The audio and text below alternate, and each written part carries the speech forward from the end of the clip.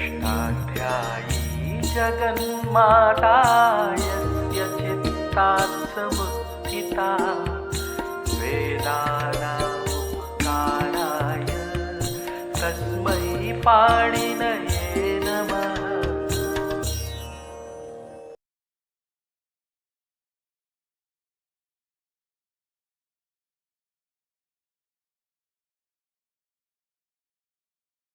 नमः पाणिनये।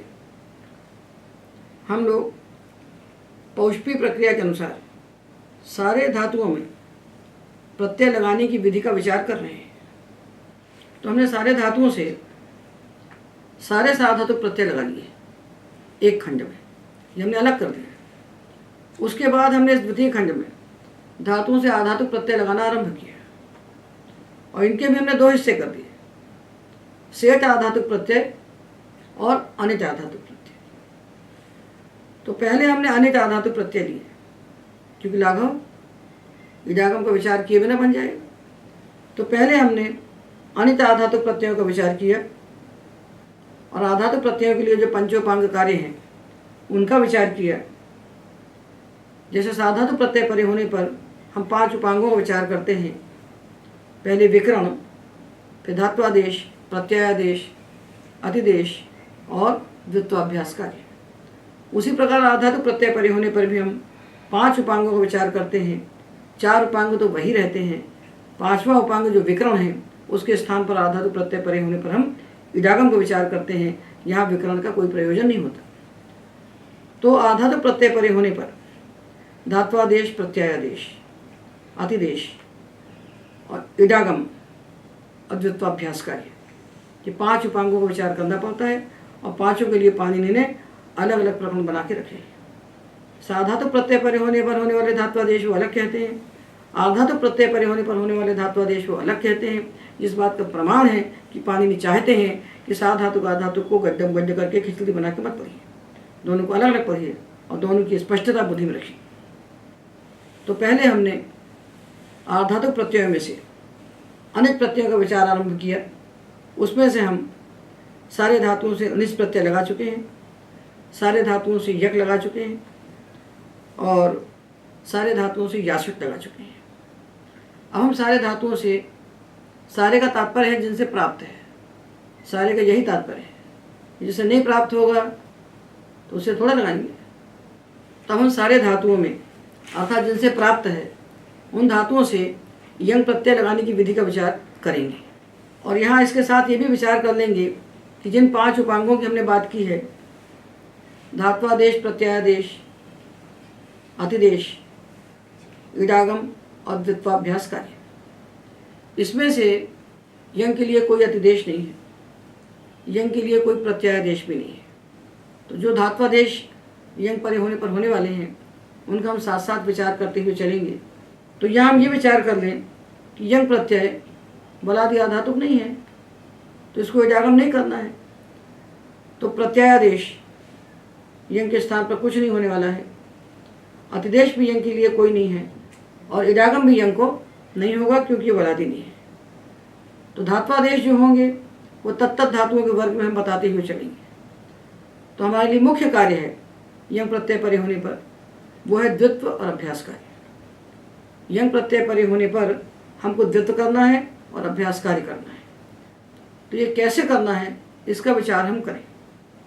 तो देखिए, अष्टाध्याय के 6वें अध्याय के प्रथम पाद में पहले से लेकर 12वें तक 12 सूत्रों का एक प्रकरण बनाया है पाणिनि ने। ये द्वित्व का प्रकरण है और 5 प्रत्यय हैं जिनके परे होने पर द्वित्व होता है, लिट, सन, यंग, चंग और श्लू। इन 5 प्रत्ययों के परे होने पर धातु कैसे द्वित्व किया जाए ये पूरा पाणिनि ने 12 सूत्रों के भीतर बता दिया है। एकाचो द्वे प्रथमस्य से लेकर दाश्वान सावधान विध्वांश तक 12 सूत्रों का एक प्रकरण है जिसमें द्वित्व का विचार किया गया। 5 प्रत्ययों के परे होने पर द्वित्व करने की विधि यहाँ पर बता दी गई है। तो यंग परे होने पर जो द्वित्व होता है उसके लिए सूत्र बना है संयंगोहो, संयंगोहो। और यहाँ ये हमें ध्यान रखना चाहिए कि संयंगोह में षष्ठी का द्विवचन है, लिटि में सप्तमी है, चंगी में सप्तमी है और श्लव में सप्तमी है। और संयंगोह में षष्ठी है, षष्ठी का द्विवचन है। षष्ठी का अर्थ होता है षष्ठी स्थानीय होगा। तो सन्नन्तस्य यङन्तस्य च द्वित्वं स्यात्। सन्नन्त और यङन्त जो धातु उसको द्वित्व होता है। यंग परे होने पर द्वित्व नहीं होता, यङन्त धातु को द्वित्व होता है।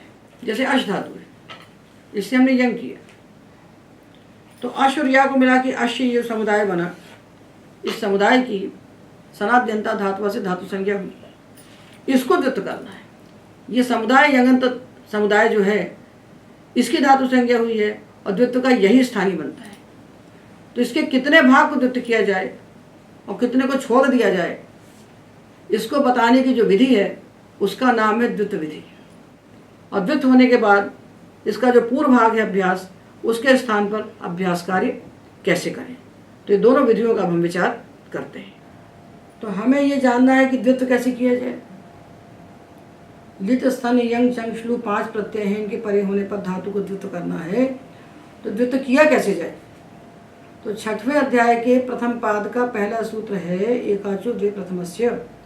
यहाँ से लेकर के जो 12वां सूत्र है दाश्वान सावधान मीठवांश, ये 12 सूत्रों का प्रकरण है।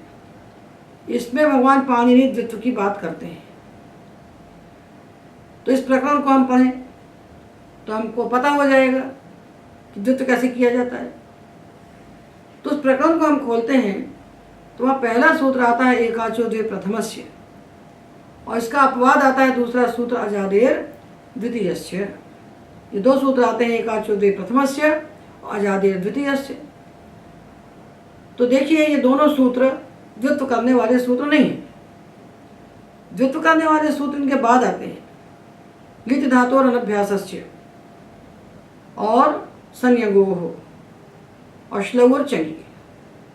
ये जो 4 सूत्र हैं ये द्वित्व करने वाले सूत्र हैं, ये द्वित्व विधायक सूत्र हैं। और एकाचो द्वे प्रथमस्य सूत्र क्या है, ये द्वित्व नहीं करता, ये अधिकार सूत्र है। अधिकार सूत्र क्या करता है, तो अधिकार सूत्र अपने अधिकार में आने वाले सारे सूत्रों के साथ अन्वित होता हुआ चला जाता है। तो यहाँ एकाचो द्वे प्रथमस्य 3 पद हैं, तीनों पदों का अधिकार है। तो ये तीनों पद जाएंगे और अगले सूत्रों के साथ जाकर के अन्वित हो जाएंगे। तो लिट धातु और अनभ्यास से आगे सूत्र आएगा, संयगो आएगा, चंगी आएगा, श्लव आएगा, चारों के साथ जाकर के ये सूत्र बैठ जाएगा एकाचो द्वे प्रथमस्य, और उनके साथ मिलकर उसको अर्थवान बना देगा। इसलिए अधिकार का लक्षण होता है स्वदेशे फल शून्यत्वे सति परदेशे वाक्यार्थ बोधजनकत्वम। अधिकार सूत्र जहाँ बैठा है वहाँ उसका कोई अर्थ नहीं है, और वो जा कर के अपने अगले सूत्रों में जब मिलता है तो उनके अर्थ को पूरा कर देता है। तो लिट धातु और अनभ्यास से सूत्र हमारे पास जब आता है तो हम देखते हैं इसका अर्थ क्या है। तो लिटि में सप्तमी है, तो लिट परे होने पर अनभ्यास से धातु, अनभ्यास जो धातु, इतने तो अर्थ हो ना, लिट धातु और अनभ्यास। तो लिटि अनभ्यास से धातु हो, ये तो पूरा वाक्य बना नहीं, और बिना वाक्य के अर्थ का बोध कैसे होगा। तब क्या बना, लिटि परतः अनभ्यासस्य धातोः एकाचः द्वे, और यत्र कापि क्रिया नास्ति तत्र कृभ्वस्तः प्रयोक्तव्याः। जहाँ कोई क्रिया नहीं होती वहाँ करोति अस्ति भवति का हम प्रयोग कर लेते हैं, अध्याहार कर लेते हैं।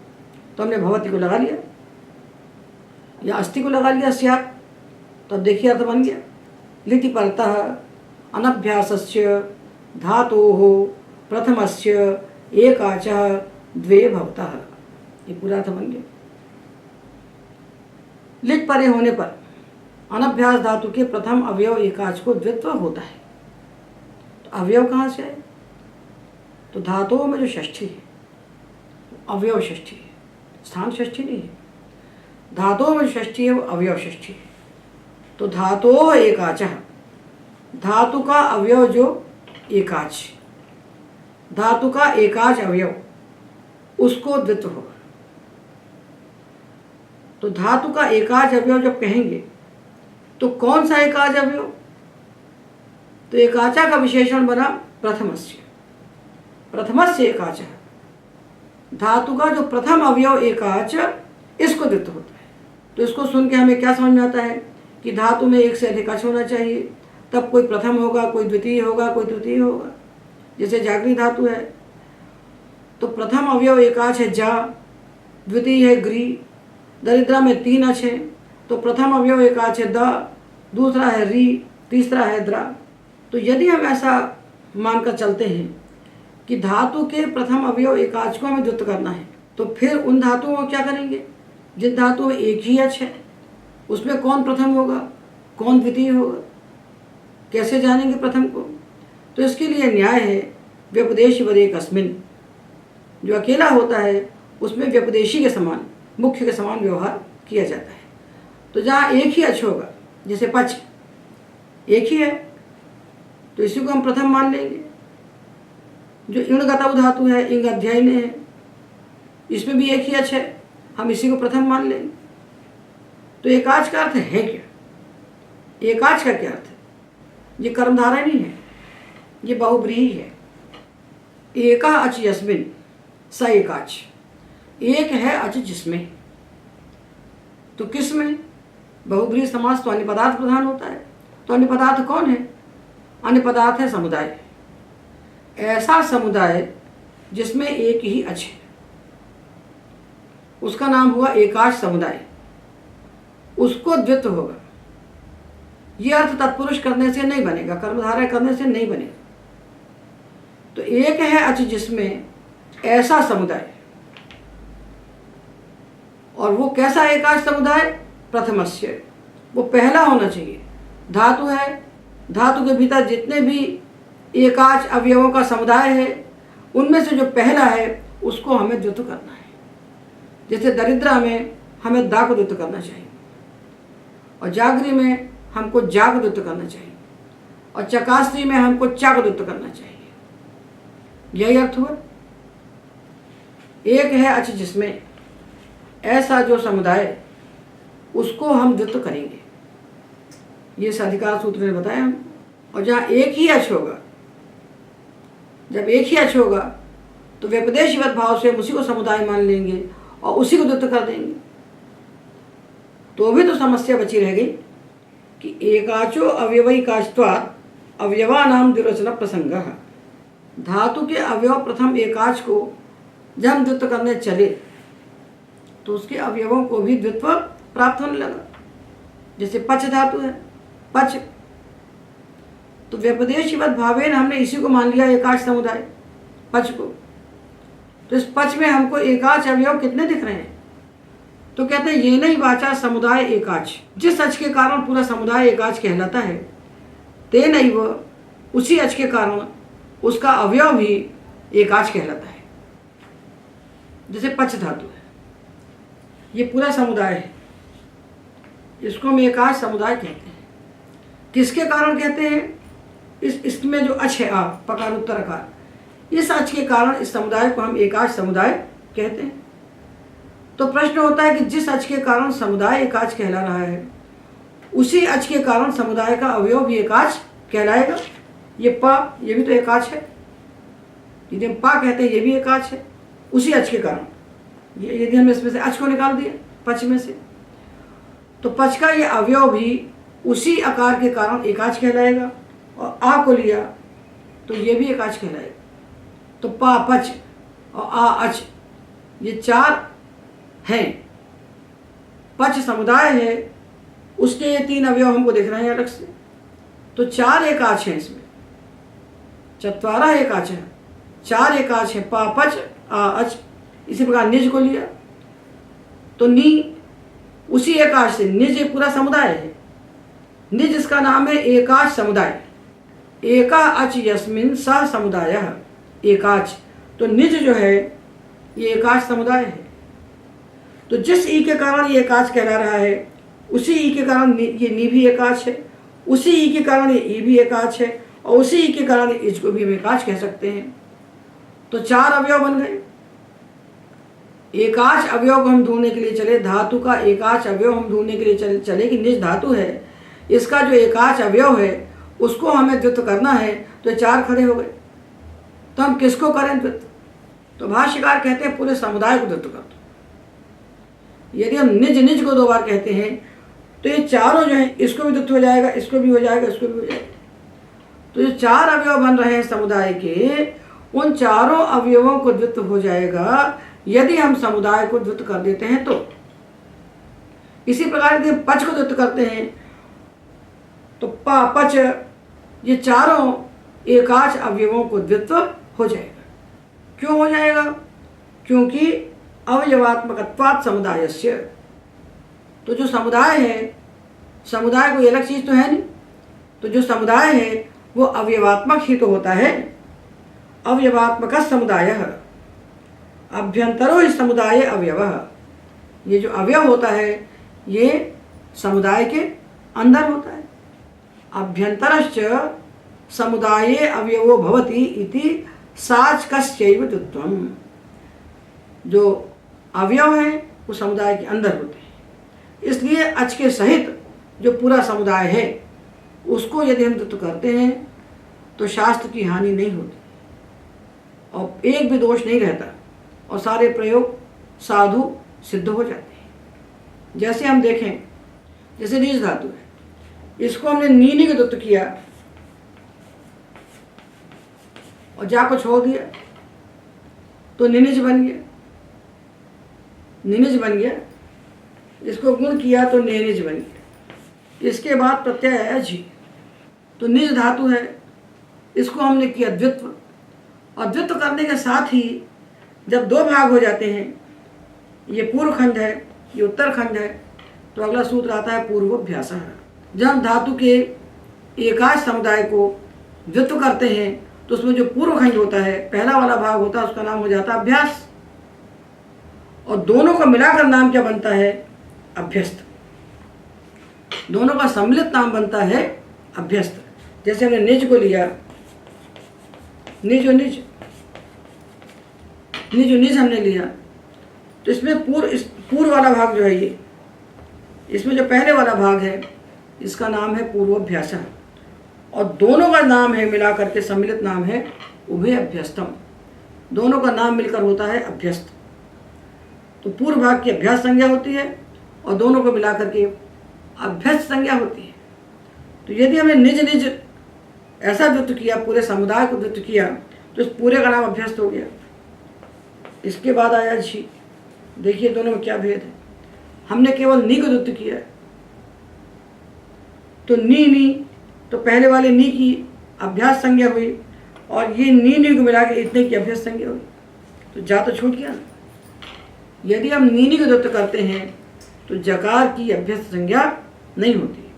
तो यदि हम निज निज को द्वित्व करते हैं तो जकार सहित पूरे समुदाय की अभ्यस्त संज्ञा हो जाती है। अब अभ्यस्त संज्ञा के लिए सूत्र है, तो सूत्र है अदभ्यस्तात्। तो देखिए, अभ्यस्त संज्ञा जो अंग, उससे उत्तर आने वाला जो झ, उस झ के स्थान पर अत आदेश होता है, झूमता का अपवाद। तो झ को अत हो गया और ई से मिल गया तो प्रत्यय बन गया अति, तो ने निजति, ये प्रयोग बन गया। अब यदि हमने केवल नीनी को द्वित्व किया तो ये जा जो बच गया, इसकी अभ्यस्त संज्ञा नहीं हुई। जब नहीं हुई तो इसके बाद जो झी आया, इसके स्थान पर अतादेश भी नहीं होगा, क्योंकि अदभ्यस्ता पे पंचमी है, और पंचमी का अर्थ होता है तस्मादित्युत्तरस्य। उससे अव्यवहित उत्तर जो झा दिखेगा उसी को अतादेश करेगा, उसी को अतादेश करेगा। तो बीच में जकार का व्यवधान आ जाएगा, तो अदभ्यस्तात नहीं लगेगा, नहीं लगेगा तो झोंता लग जाएगा, और झोंता यहाँ लगाना नहीं है। अभ्यस्त के बाद आने वाले झा को हमको अत आदेश करना है और अति प्रत्यय बनाना है, तो अदभ्यस्तात नहीं लगेगा। और इसके बाद जब लंग लकार में झी आएगा, तो लंग लकार में जब झी आता है गित लकार में, तो सूत्र आता है सिज अभ्यस्त विधिभ्यश्च। अभ्यस्त से उत्तर आने वाला जो झी, उसके स्थान पर जुस आदेश होता है। तो नेनेक्ति, नेनिकता, ने निजति, और लंग लकार में अनेनेक, अनेनिकताम, अने निजुहु, तो लंग लकार में हमको प्रत्यय चाहिए जुस और लट में चाहिए अति। ये दोनों कार्य नहीं हो सकते यदि हमने पूरे समुदाय को द्वित्व नहीं किया तो। और भी जितने कार्य कहे गए हैं अभ्यस्त को, जैसे नाभ्यस्तात् शतु, अभ्यस्त से उत्तर जो क्षत्रिय, उसको नुमागम का निषेध होता है। तो यदि जकार की अभ्यस्त संज्ञा नहीं हुई, समुदाय में से हमने केवल अवयव को ले लिया, पूरे धातु में से हमने एकाश समुदाय को लिया और उसका अवयव ले लिया नी और उसको किया द्वित्व, तो जकार छूट गया। तो नाभ्यस्तात् शतु नहीं लगेगा, अदभ्यस्तात् नहीं लगेगा, सिजभ्यस्त विधिभ्यश्च नहीं लगेगा।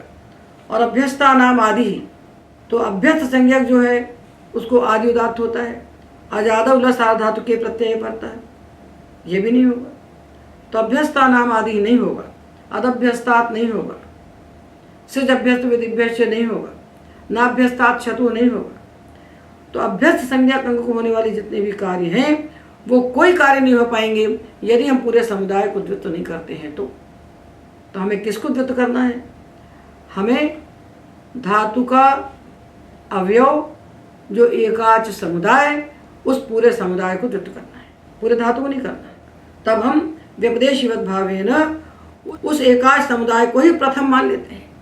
प्रथमत्व वहाँ आता है व्यपदेशिवत भावेन कि ये जो दिख रहा है हमको पच, ये अकेला एकाच समुदाय है तो यही प्रथम है, ऐसा मान करके पच पच, अट को अट अट, नट को नट नट, लिख को लिख लिख, वद को वद वद। ऐसा धातु जिसमें एक अच है, और एक अच के बिना तो कोई धातु है नहीं, बिना अच का कोई धातु है नहीं धातु पाठ में।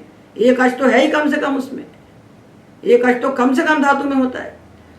तो धातुओं में से जो एकाच धातु हैं, चाहे वो आजादी हो चाहे वो हलादी हो, उस पूरे समुदाय को हम द्वित्व करते हैं। ये द्वित्व करने की विधि बता रहे हैं, ये किसी प्रत्यय विशेष के लिए नहीं है, ये विधि सबके लिए है, पांचों प्रत्ययों के लिए सामान्य विधि है। लिट स्थान यंग चंग श्लून, पांचों प्रत्ययों में से किसी प्रत्यय के लगने पर भी हमें इसी प्रकार से द्वित्व करना है कि जब प्रत्यय सामने आएगा तो हम उस प्रत्यय के परे होने पर द्वित्व करेंगे। तो हम किसको करेंगे? तो हम प्रथम अवयव एकाच को उठाएंगे। प्रथम अच जिस समुदाय का अवयव है उस पूरे समुदाय को हम द्वित्व कर देंगे। पच पच, लिख लिख, वद वद, चल चल, रट रट, पूरा द्वित्व हो जाएगा। तो पच में हमने किया पच पच, खाद को द्वित्व किया खाद खाद। किंतु यदि अनेकाच धातु आएंगे, यंग परे होने पर हमें चार धातु मिलते हैं अनेकाच। सूत्र तो कहता है धातु और एकाचो हलादे क्रिया स्वयं विहारी यंग। अनेकाच धातुओं से होता नहीं है यंग, एकाच धातुओं से होता है। किंतु वार्तिक के अनुसार हमें चार धातु मिलते हैं अनेकाच, उनको तो द्वित्व करना पड़ेगा। यह सूची, सूत्री, मूत्री 3 और ऊर्णु 4, ये चार धातु हैं। इनसे जब यंग लगेगा अथवा यंग का लुक होगा, इनको तो द्वित्व करना ही पड़ेगा। तो इनको कैसे करेंगे?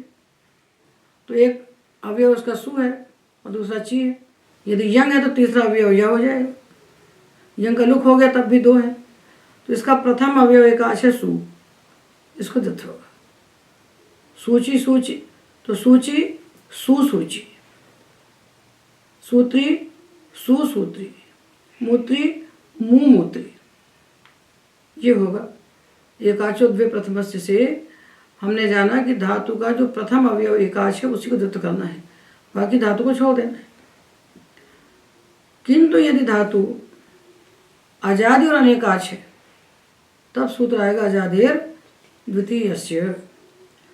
आजादी धातु का जो द्वितीय अवयव एकाच, उसको द्वित्व होता है। धातु है ऊर्णु, अनेकाच है, एक है ऊ और दूसरा है ऋणु, और आजादी भी है। यहाँ एकाचो द्वे प्रथमस्य से प्रथम अवयव एकाच को द्वित्व नहीं होगा। आजादेर द्वितीयस्य, धातु आजादी हो और उसमें कम से कम 2 अच हो तभी अनेकाच होगा, तब उसके द्वितीय अवयव एकाच को द्वित्व होता है। ये है द्वितीय अवयव एकाच, इसको द्वित्व हमें करना चाहिए। किंतु जब इसको द्वित्व करने चलते हैं तो सूत्र आता है नंद्रा संयोगादयः। द्वितीय अवयव एकाच, धातु आजादी हो और अनेकाच हो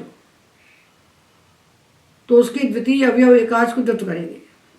और उस द्वितीय अवयव एकाच के आदि में यदि संयोग हो तो किसका संयोग है? रावणा का।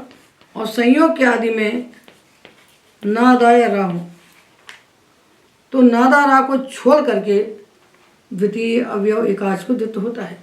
तो इस रा को हम छोड़ देंगे और नु को द्वित्व कर देंगे तो बनेगा ऊर्नु और नु, ऐसा द्वित्व होगा। ऊर्नु में ऊनु नु और सूत्री में सुसूत्री, सूची में सुसूची, सुसूत्री, सुसूची, मूत्री में मुमूत्री। यदि धातु आजादी अनेकाच है तो उसके द्वितीय अवयव एकाच को द्वित्व करेंगे। और यदि उसके आदि में संयोग है और संयोग के आदि में नादारा है तो उनको छोड़ करके द्वितीय अवयव एकाच को हम द्वित्व करते हैं।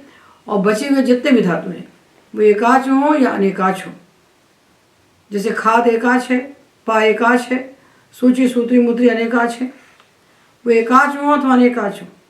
यदि वो आजादी अनेकाच नहीं है तो ऐसे धातुओं के प्रथम अवयव एकाच को हम द्वित्व करते हैं। अब यहाँ विशेष बात जानने की जो है, तो यंग का जब लुक हो जाएगा, धातु आपने लिया पा और इससे लगाया यंग, यंग का लुक कर दिया तो यंग है ही नहीं, तो उसको निमित्त मानकर कोई कार्य नहीं होगा, हम पापा को द्वित्व कर लेंगे। किंतु यदि यंग बैठा हुआ है, लुक नहीं हुआ, तब तो यंग को निमित्त मानकर इस पा को जो कार्य प्राप्त है, क्या प्राप्त है? गुमास्था गापा जाति साम हली से ई तो प्राप्त है। तो हम पी बनाएंगे और फिर हम पी पे द्वित्व करेंगे। ये क्री धातु है, यंग का लुक हो गया तो हम क्री द्वित्व कर लेंगे, क्योंकि यंग है ही नहीं तो उसके निमित्त से कोई कार्य नहीं होगा। पर यदि यंग बैठा हुआ है तो इसको हम रींग रता से री बनाएंगे और फिर क्री द्वित्व करेंगे। तो द्वित्व करने के लिए यंग और यंग लुक में अलग अलग विचार करना पड़ता है। यंग लुक होने पर तो प्रत्यय के अभाव में हम धातु को द्वित्व कर लेते हैं, जैसा बताया कि आजादी अनेकाच धातु है तो उसके द्वितीय अवयव एकाच को द्वित्व करते हैं और शेष धातुओं के प्रथम अवयव एकाच को द्वित्व करते हैं। किंतु यदि यंग बैठा हुआ है तो यंग को निमित्त मानकर होने वाले कार्य पहले करेंगे, क्योंकि द्वित्व आता है 6-1 में और अंक कार्य के सूत्र आते हैं 6-4 से 7-4 तक। तो ये पर है तो परत्वात यहाँ अंग कार्य पहले होगा, द्वित्व बाद में होगा। पा को ई पहले होगा, द्वित्व बाद में होगा। क्री धातु को रींग रता से रींग पहले होगा, ई बाद में होगा। तो अंग कार्य करते हुए वहाँ द्वित्व हमें करना है और यंग का लुक होने पर अंग कार्य किए बिना हमें द्वित्व करना है। 3 आजादी धातु और हैं जिनसे यंग होता है, ये है अट, अश और री। इनसे यंग किया तो बन गया अट्य, अश्य और योर्य, ये बन गया। अब ये पहले आजादी एकाच थे, अब ये आजादी अनेकाच हो गए। तो आजादी अनेकाच हो गए तो आजादेर द्वितीयस्य, आजादी अनेकाच धातुओं के द्वितीय अवयव एकाच को द्वित्व होता है। तो यंग है तो आजादी अनेकाच है, तो द्वित्व किसको होगा? ट्या ट्या, तब द्वित्व होगा ट्या ट्या। आश्य में आश्य और श्य, तो री धातु से हमने यंग लगाया, री धातु से यंग लगाया, री और यंग, तो यंग ही जैसे इसको गुण हो गया तो बन गया आर्य। और जब आर्य बन गया तो ये आजादी अनेकाच हो गया। आजादी अनेकाच हो गया तो इसका द्वितीय अवयव एकाच ये जो है इसको द्वित्व होगा। और यहाँ नंद्रा संयोग आदाय नहीं लगाएंगे, क्योंकि यकार परस से प्रतिषेध है, रेप के बाद यकार आता है तो नंद्रा संयोग आदाय से उसको हम नहीं रोकते हैं, तो उसके सहित द्वित्व होगा, तो अरारित प्रयोग सिद्ध हो जाएगा। किंतु जब यंग का लुक हो जाएगा तब अट अशरी ये एकाच रहेंगे। एकाच रहेंगे तो इनके प्रथम अवयव एकाच को द्वित्व करना है, तो अट को अट अट, अश से अश अश, री से री री, ऐसा द्वित्व हम करेंगे।